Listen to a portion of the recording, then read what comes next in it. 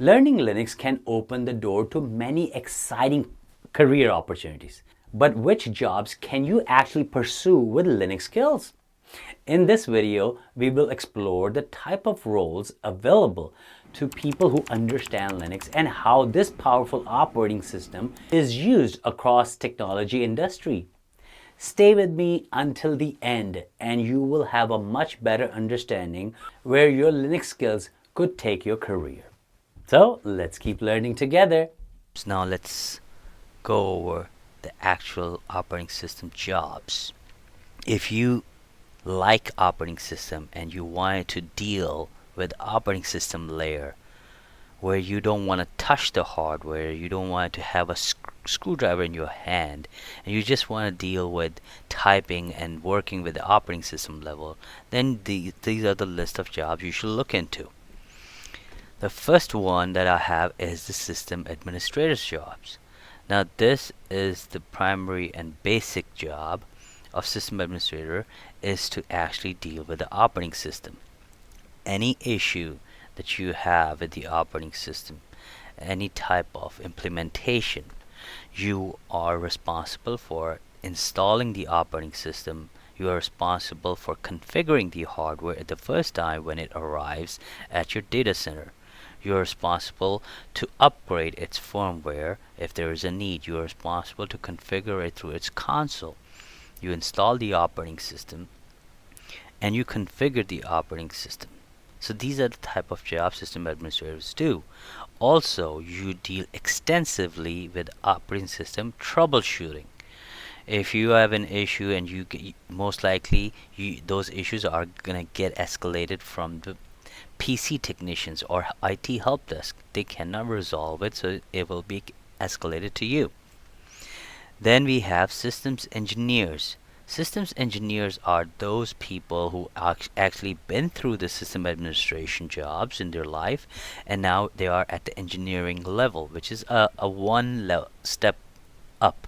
In this engineering level, you actually design the entire infrastructure. You actually build the infrastructure together, not just one server, but many different servers. Then you have web application administrators. They are also the ones who deals with building the websites, particularly any websites that are running on operating systems. Their primary responsibility is make sure that website is up and running. And of course, there are many different web servers that you could utilize. One of them is Apache. The other one is a Tomcat. Then you have infrastructure engineers. Infrastructure engineers are all in all, they are the one who actually deal with many different components of IT. Not just this operating system, but they also deal with somewhat of hardware. They deal with the operating system. They deal with somewhat of applications, somewhat database, and they actually touch many different technologies. Then you have solution engineers. Solution engineers and the architects are the one who actually design, put on a blueprint and put it together. How many servers do we need to build this entire data centers? How many servers or how many storage, how many networking devices we need to complete this entire data center? Those are the people who actually deals with the blueprint of your infrastructure. DevOps engineers. Now, DevOps engineers are actually the title or the role that has been recently created. I should say not more than 2 to 5 years ago. This is actually the combination of people who work with the operating system, as well as who actually very fluent in programming languages. So not only they actually manage the infrastructure, manage the systems, they also want someone who could write the codes, who could actually know some languages, and many languages are like perhaps Java, C++, and many other languages which I will cover in the later lecture. So these are the people who are actually DevOps engineers. They definitely make a lot of money, and if this is something that you want to get in, you always have to start your path from help desk to operating system engineer, infrastructure engineer, get into more knowledge of the programming languages, and to the DevOps engineer. Then we have field engineers. These are the people who actually work for the companies like Red Hat, HP, and all those big companies. And what they do is they actually go out on a field trip to a customer site, to a client site, to fix their computers. They are also fixing their operating system as well as their hardware. These field engineers are the one, let's say, if they are from Red Hat, they're gonna come on site, and if there are issues, they're gonna spend some time to troubleshoot the issues with you. So if you are into traveling, if you are into working outside, you are not the person who wants to sit on your desk, then this is the right job for you. But again, for this type of job, you do need to know the operating system. And which operating system, that I have already covered that in my previous slide. Those are the list of operating system that you guys should pick and go over it. Then product engineers. Product engineers, of course, are very much similar to field engineers. However, product engineers only deal specifically to one product. So if, let's say, Red Hat has a new product called virtualization, their new virtualization technology, or their satellite technology, or any product, they actually have people who actually deal specifically in that technology. So when they sell those technologies out to the people, to the consumers, to the clients, then these product engineers are the one who actually traveled with the sales guys to actually help them sell that product and tell them about the technology. Then you have the principal engineer. Pretty much principal engineer's job is the same as systems engineer, but with a lot more responsibility. Sometimes principal engineers are also the ones who have some type of lead. They also manage some system administrators. Then you have platform engineers. Platform engineers are specific to one platform. If a company has multiple operating system environment, most likely they're gonna deal with one platform or somewhat the most two operating systems.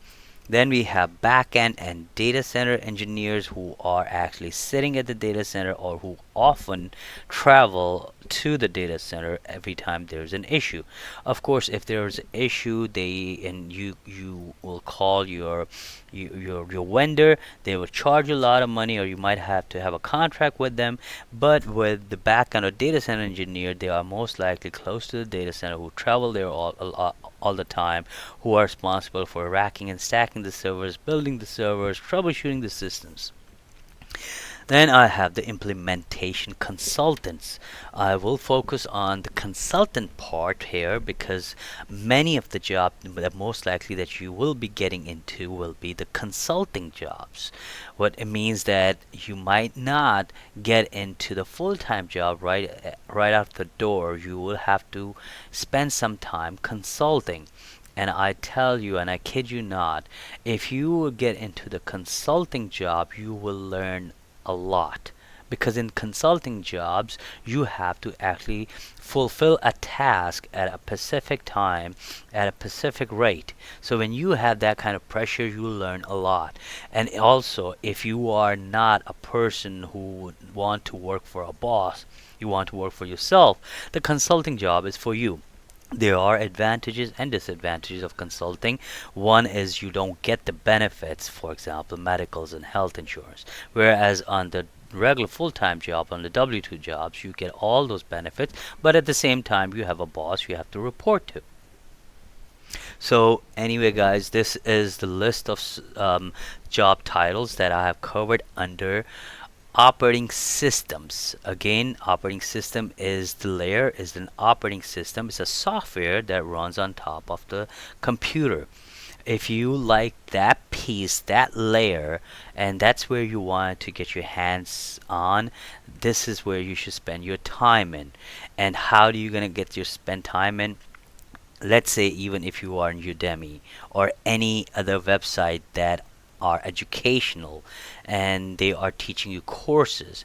All you have to do is go in and put it in, let's say, Red Hat administration or Windows operating system administration or Mac administration or Mac operating system. You're going to find tons and tons of courses out there that will help you understand those operating system. And as you learn those operating system, as you spend more time in it, I will encourage you to go do jobs for people, even internships, or learn a lot about from other people who are already in that field, who could help you get into that field. So folks, if you learned anything from this video, then I request you to please subscribe to my channel. Thanks for watching, and let's keep learning together.